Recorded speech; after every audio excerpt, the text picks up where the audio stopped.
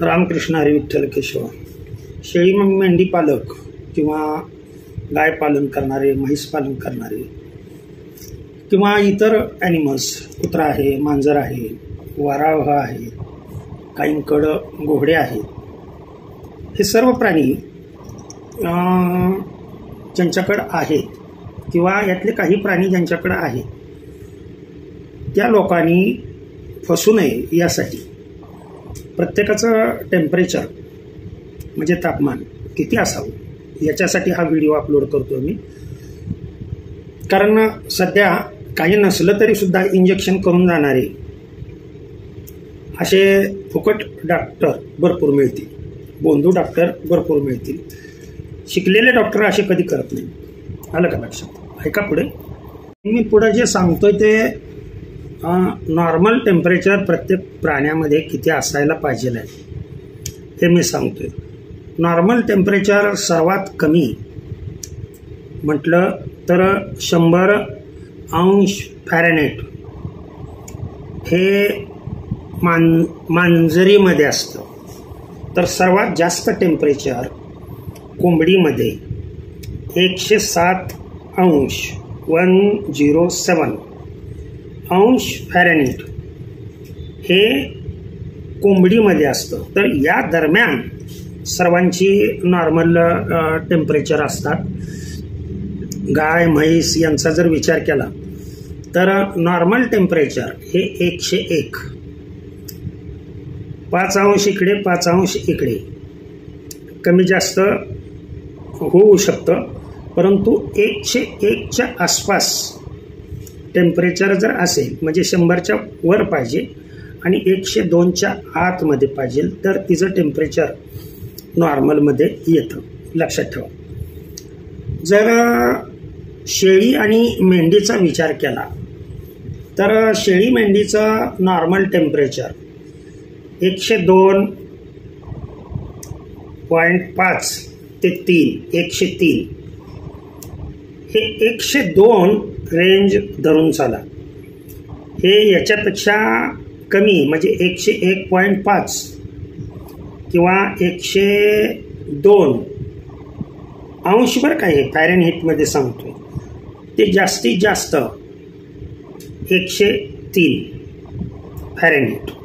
याच्या पुढं जर टेम्परेचर गेलं किंवा याच्यापेक्षा जर कमी टेम्परेचर झालं, एक रेंज सांगायला लागलो मी, नॉर्मल रेंज म्हणजे 101.5 किंवा 102च्या खाली टेम्परेचर शेळीचं किंवा मेंढीचं येऊ नये आणि 103च्या वरती जाऊ नये. याच्या खाली किंवा याच्या वरती गेलं तर लक्षात ठेवायचं 1 तासाभराने त्यासाठी आपल्याकडं व्यवस्थितरित्या थर्मामीटर असणं फार महत्त्वाच्या गोष्टी आहे. लोक जनावरांचं पालन करतात आणि थर्मामीटरच नसतो. बरं, थर्मामीटर वापरताना तो 2 वेळा असा झटकावा लागतो. लक्षात ठेवा. काही जण काय करतात, निम्माच थर्मामीटर हे गुदद्वारामध्ये म्हणजे जिथून संडास बाहेर पडते त्यामध्ये हा थर्मामीटर घालायचा असतो आणि त्या थर्मामीटरचं पुढचं टोक हे गुदद्वारातील आतील त्वचेला, अंतस्त्वचा म्हणतात त्याला, त्या त्वचेला स्पर्श झालं पाहिजे. म्हणजे पूर्ण ते अंतस्त्वचेला टच झाल्यानंतरच तुम्हाला हे व्यवस्थितरित्या टेम्परेचर मोजलेलं दिसेल. आता इलेक्ट्रॉनिक्स ॲपॅरेटस अलीकडे मिळतात त्याच्यामुळं एवढी चिंता करण्याची आवश्यकता नाही. बरं, टेम्परेचर किती वेळा घ्यावं खात्री करण्यासाठी लक्षात ठेवा, नेहमी टेम्परेचर एकदा कधीच घ्यायचं नाही. टेम्परेचर नेहमी कोणत्याही प्राण्याचं 2 वेळा घ्यावं.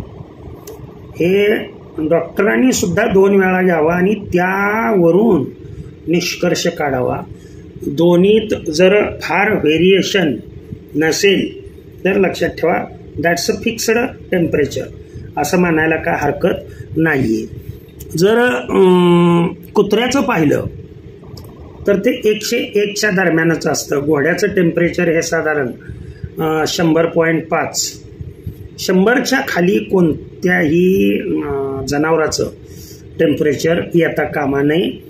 वराह बी त्याच दरम्यान 101च्या दरम्यान. फक्त एवढ्या 2 गोष्टी लक्षात ठेवा. सर्वात कमी टेम्परेचर जे असतं ते मांजरचं असतं 100 आणि सर्वात जास्त टेम्परेचर जे असतं ते कोंबडीचं. आणि बाकीचेही टेम्परेचर मी कशा पद्धतीनं असतात ते मी तुम्हाला सर्व माहिती जवळजवळ सांगितली. आणि माझं स्पष्ट मत असं आहे की वेगवेगळ्या वेळेला लक्षात ठेवा. तुम्ही सकाळी एकदा टेम्परेचर घेतलं, टेम्परेचर दुपारी घ्यावं. जसं वातावरणाचं तापमान बदलतं तशा पद्धतीनं टेम्परेचर व्हेरिएशन होतं. म्हणून शक्यतो टेम्परेचर घेताना हे टेम्परेचर एकतर सकाळी 8च्या अगोदर किंवा 9च्या अगोदर आणि दुपारचं सायंकाळचं टेम्परेचर घेताना साधारण 5च्या पुढे.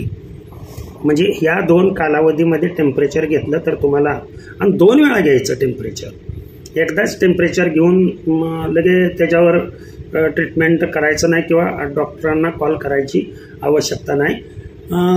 तापावरती अगदी आयुर्वेदिक मी ट्रीटमेंट दिलेला आहे. तो व्हिडिओही अपलोड केलेला आहे. कोणत्याही दोन्हीपैकी कोणत्या चॅनलवर आहे. शेळीपालनाचे 2 चॅनल आहेत, बैसर भजन कीर्तन आणि बैसर शेळीपालन तडका. या दोन्हीपैकी कुठल्या तरी एका चॅनलवरती असेल तो पहा. जर टेम्परेचर आलं तर तो आयुर्वेदिक उपचार करावा. ओके. रामकृष्ण हरी, विठ्ठल केशव.